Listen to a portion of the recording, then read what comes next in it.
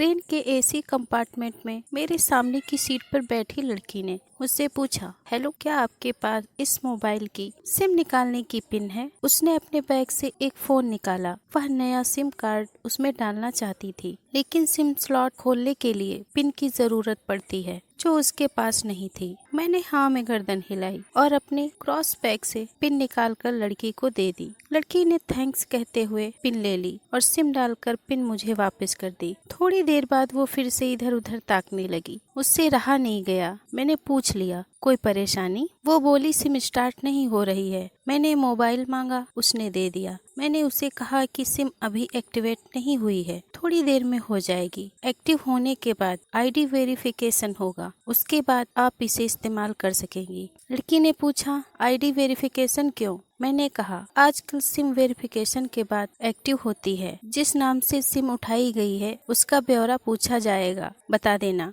लड़की बुदबुदाई। ओह, मैंने दिलासा देते हुए कहा, इसमें कोई परेशानी की बात नहीं। वो अपने एक हाथ से दूसरा हाथ दबा रही, मानो किसी परेशानी में हो। मैंने फिर विनम्रता से कहा, आपको कहीं कॉल करना हो तो मेरा मोबाइल इस्तेमाल कर लीजिए। लड़की ने कहा, जी फिलहाल नहीं, थैंक्स। लेकिन ये सिम किस नाम से खरीदी गई है मुझे नहीं पता। मैंने कहा, एक बार एक्टिव होने दीजिए, जिसने आपको सिम दी है उसी के नाम की होगी। उसने कहा, ओके, कोशिश करते हैं। मैंने पूछा, आपका स्टेशन कहाँ है? लड़की ने कहा, दिल्ली। और आप? लड़की ने मुझसे पूछा। मैंने कहा, दिल्ली जा रहा हूँ, एक दिन का काम है। आप दिल्ली में रहती हैं या? लड़की बोली, नहीं नहीं, दिल्ली में कोई काम नहीं, ना ही मेरा घर है वहाँ। तो मैंने उत्सुकतावश पूछा। वो बोली, दरअसल ये दूसरी ट्रेन है जिसमें आज मैं हूँ और दिल्ली से तीसरी गाड़ी पकड़नी है, फिर हमेशा के लिए आजाद। आजाद? लेकिन किस तरह की कैद से? फिर मुझे जिज्ञासा हुई, किस कैद में थी ये कमसिन अल्हड़ सी लड़की? लड़की बोली, उसी कैद में थी जिसमें हर लड़की होती है, जहाँ घर वाले कहें शादी कर लो, जब जैसा कहें वैसा करो। मैं घर से भाग चुकी हूँ। मुझे ताजुब हुआ, मगर अपने ताजुब को छुपाते हुए मैंने हंसते हुए पूछा, अकेली भाग रही हैं आप? आपके साथ कोई नजर नहीं आ रहा? वो बोली, अकेली नहीं, साथ में है कोई। कौन? मेरे प्रश्न खत्म नहीं हो रहे थे। दिल्ली से एक और ट्रेन पकड़ूंगी, फिर अगले स्टेशन पर वो जनाब मिलेंगे और उसके बाद हम किसी को नहीं मिलेंगे। ओह, तो ये प्यार का मामला है? उसने कहा, जी। मैंने उसे बताया कि मैंने भी लव मैरिज की है। ये बात सुनकर वो खुश हुई, बोली, वाओ, कैसे, कब? लव मैरिज की बात सुनकर वो मुझसे बात करने में रुचि लेने लगी। मैंने कहा, कब, कैसे, कहाँ? वो तो मैं बाद में बताऊंगा, पहले आप बताओ, आपके घर में कौन कौन है? उसने होशियारी बरतते हुए कहा, वो मैं आपको क्यों बताऊं? मेरे घर में कोई भी हो सकता है, मेरे पापा, माँ, भाई बहन, या हो सकता है भाई ना हो, सिर्फ बहनें हों, या ये भी हो सकता है कि बहनें ना हों और दो चार गुस्सा करने वाले बड़े भाई हों। मतलब मैं आपका नाम भी नहीं पूछ सकता? मैंने काउंटर मारा। वो बोली, कुछ भी नाम हो सकता है मेरा, टीना, मीना, रीना, कुछ भी। बहुत बातूनी लड़की थी वो। थोड़ी इधर उधर की बातें करने के बाद उसने मुझे टॉफ़ी दी, जैसे छोटे बच्चे को देते हैं क्लास में। बोली, आज मेरा बर्थडे है। मैंने उसकी हथेली से टॉफ़ी उठाए, बधाई दी और पूछा, कितने साल की हुई हो? वो बोली, 18। मतलब भाग कर शादी करने की कानूनी उम्र हो गई है आपकी? वो हंसी। कुछ ही देर में काफ़ी फ्रैंक हो चुके थे हम दोनों, जैसे बहुत पहले से जानते हो एक दूसरे को। मैंने उसे बताया कि मेरी उम्र 35 साल है, यानी 17 साल बड़ा हूँ। उसने चुटकी लेते हुए कहा, लग तो नहीं रहे हो। मैं मुस्कुरा दिया। मैंने उससे पूछा, तुम घर से भाग कर आई हो? तुम्हारे चेहरे पर चिंता के निशान जरा भी नहीं है। इतनी बेफिक्री मैंने पहली बार देखी। खुद की तारीफ सुनकर वो खुश हुई, बोली, मुझे उन जनाब ने, मेरे लवर ने पहले से ही समझा दिया था कि जब घर से निकलो तो बिल्कुल बिंदास रहना, घर वालों के बारे में बिल्कुल मत सोचना, बिल्कुल अपना मूड खराब मत करना, सिर्फ मेरे और हम दोनों के बारे में सोचना। और मैं वही कर रही हूँ। मैंने फिर चुटकी ली। कहा, उसने तुम्हें मुझ जैसे अनजान मुसाफिरों से दूर रहने की सलाह नहीं दी? उसने हंसकर जवाब दिया, नहीं, शायद वो भूल गया होगा ये बताना। मैंने उसके प्रेमी की तारीफ करते हुए कहा, वैसे तुम्हारा बॉयफ्रेंड काफ़ी टैलेंटेड है। उसने किस तरह से तुम्हें अकेले घर से रवाना किया, नई सिम और मोबाइल दिया, 3 ट्रेन बदलवाई ताकि कोई ट्रैक न कर सके। Very talented person. लड़की ने हामी भरी, बोली बहुत टैलेंटेड है वो, उसके जैसा कोई नहीं। मैंने उसे बताया कि मेरी शादी को 10 साल हुए हैं, एक बेटी है 8 साल की और एक बेटा 1 साल का। ये देखो उनकी तस्वीर। मेरे फ़ोन पर बच्चों की तस्वीर देखकर उसके मुंह से निकल गया, सो क्यूट।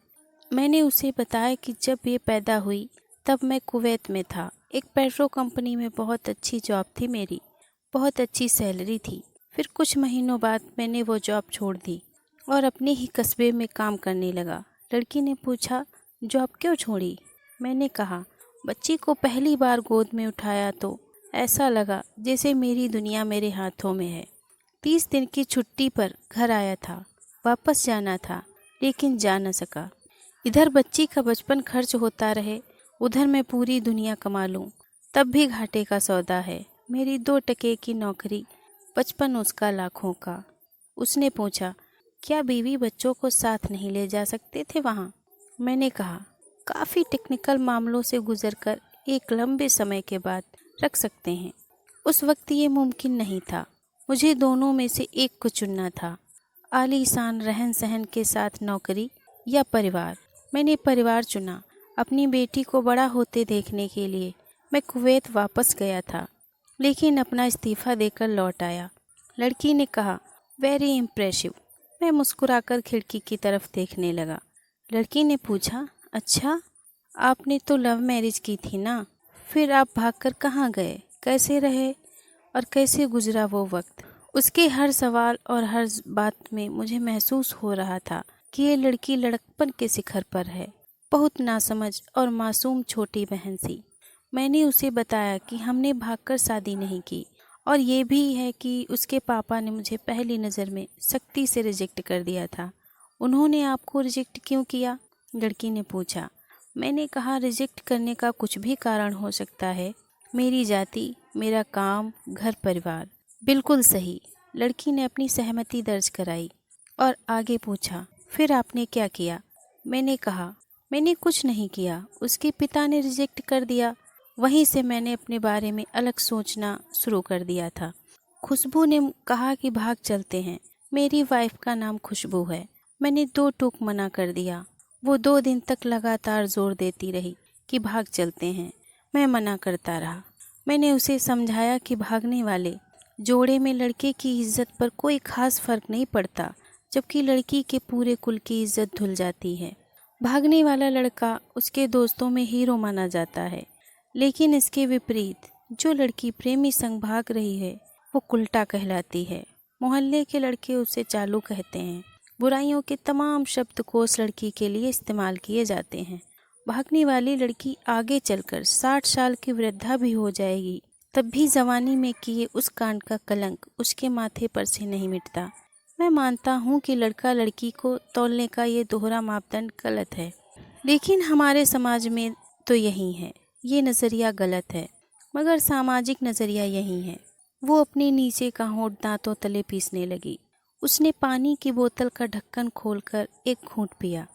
मैंने कहा, अगर मैं उस दिन उसे भगा ले जाता तो उसकी माँ तो शायद कई दिनों तक पानी भी न पीती। इसलिए मेरी हिम्मत नहीं हुई कि ऐसा काम करूं। मैं जिससे प्रेम करूं उसके माँ बाप मेरे माँ बाप के समान ही हैं, चाहे शादी हो या ना हो। कुछ पल के लिए वो सोच में पड़ गई, लेकिन मेरे बारे में और अधिक जानना चाहती थी। उसने पूछा, फिर आपकी शादी कैसे हुई? मैंने बताया कि खुशबू की सगाई कहीं और कर दी गई थी।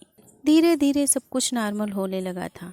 खुशबू और उसके मंगेतर की बातें भी होने लगी थी फ़ोन पर, लेकिन जैसे जैसे शादी नज़दीक आने लगी उन लोगों की डिमांड बढ़ने लगी। डिमांड मतलब? लड़की ने पूछा। डिमांड का एक ही मतलब होता है, दहेज की डिमांड। परिवार में सबको सोने से बने तोहफे दो, दूल्हे को लग्जरी कार चाहिए, सास और ननद को नेकलेस दो, वगैरह वगैरह। बोले, हमारे यहाँ यही रीत है। लड़का भी इस रीत की अदायगी का पक्षधर था। वो सगाई मैंने तुड़वा डाली, इसलिए नहीं कि सिर्फ मेरी शादी उससे हो जाए, बल्कि ऐसे लालची लोगों में खुशबू कभी खुश नहीं रह सकती थी, ना ही उसका परिवार। फिर किसी तरह घर वालों को समझा बुझाकर मैं फ्रंट पर आ गया और हमारी शादी हो गई। ये सब किस्मत की बात थी। लड़की बोली, चलो अच्छा हुआ आप मिल गए, वरना वो गलत लोगों में फंस जाती। मैंने कहा, ज़रूरी नहीं कि माता पिता का फैसला हमेशा सही हो, और ये भी ज़रूरी नहीं कि प्रेमी जोड़ी की पसंद सही हो। दोनों में से कोई भी गलत या सही हो सकता है। काम की बात यहाँ ये है कि कौन ज़्यादा वफादार है। लड़की ने फिर से पानी का घूंट लिया और मैंने भी।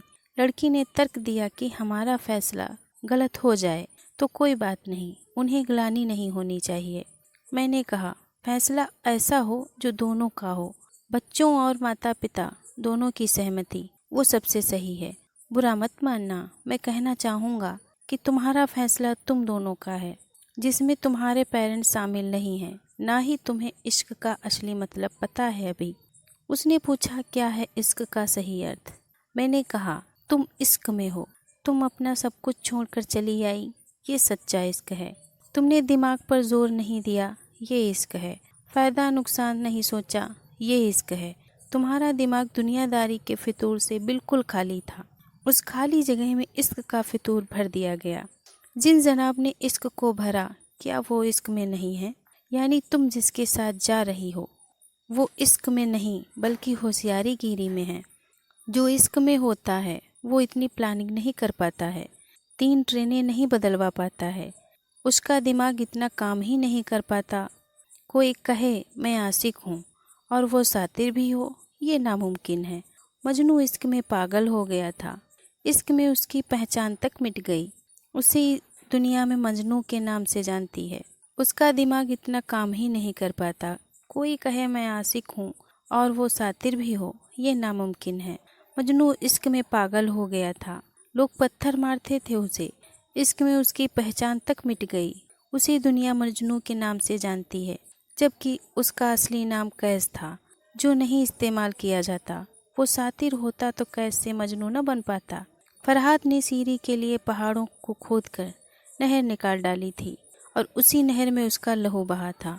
वो इश्क था। इश्क में कोई फ़कीर हो गया, कोई जोगी हो गया। किसी माझी ने पहाड़ तोड़कर रास्ता निकाल लिया, किसी ने अतिरिक्त दिमाग नहीं लगाया, चालाकी नहीं की। लालच, हवस और हासिल करने का नाम इश्क नहीं है। इश्क समर्पण करने को कहते हैं, जिसमें इंसान सबसे पहले खुद का समर्पण करता है, जैसे तुमने किया। लेकिन तुम्हारा समर्पण हासिल करने के लिए था, यानी तुम्हारे इश्क में लालच की मिलावट हो गई। लड़की अचानक खो सी गई। उसकी खिलखिलाहट और खिंदड़ापन एकदम से खामोशी में बदल गया। मुझे लगा मैं कुछ ज़्यादा बोल गया, फिर भी मैंने जारी रखा। मैंने कहा, प्यार तुम्हारे पापा तुमसे करते हैं, कुछ दिनों बाद उनका वजन आधा हो जाएगा। तुम्हारी माँ कई दिनों तक खाना नहीं खाएंगी, न पानी पिएंगी, जबकि आपको अपने आशिक को आजमा कर देख लेना था। ना तो उसकी सेहत पर फर्क पड़ता, न दिमाग पर। वो अक्लमंद है, अपने लिए अच्छा सोच लेता। आजकल गली मोहल्ले के हर तीसरे लौंडे लपाटे को जो इश्क हो जाता है, वो इश्क नहीं है, वो सिनेमा जैसा कुछ है, एक तरह की स्टंटबाजी, डेयरिंग, अलग कुछ करने का फितूर और कुछ नहीं। लड़की का चेहरे का रंग बदल गया, ऐसा लग रहा था वो अब यहाँ नहीं है, उसका दिमाग किसी अतीत में टहलने निकल गया है। मैं अपने फ़ोन को स्क्रॉल करने लगा, लेकिन मन की इंद्री उसकी तरफ थी। थोड़ी ही देर में उसका और मेरा स्टेशन आ गया। बात कहाँ से निकली थी और कहाँ पहुँच गई। उसके मोबाइल पर मैसेज टोन बजी, देखा सिम एक्टिवेट हो चुकी थी। उसने चुपचाप बैग में से आगे का टिकट निकाला और फाड़ दिया। मुझे कहा, एक कॉल करना है। मैंने मोबाइल दिया। उसने नंबर डायल करके कहा, सॉरी पापा, और सिसक सिसक कर रोने लगी। सामने से भी पिता भी फ़ोन पर बेटी को संभालने की कोशिश करने लगे। उसने कहा, पिताजी आप बिल्कुल चिंता मत कीजिए, मैं घर आ रही हूँ। दोनों तरफ से भावनाओं का सागर उमड़ पड़ा।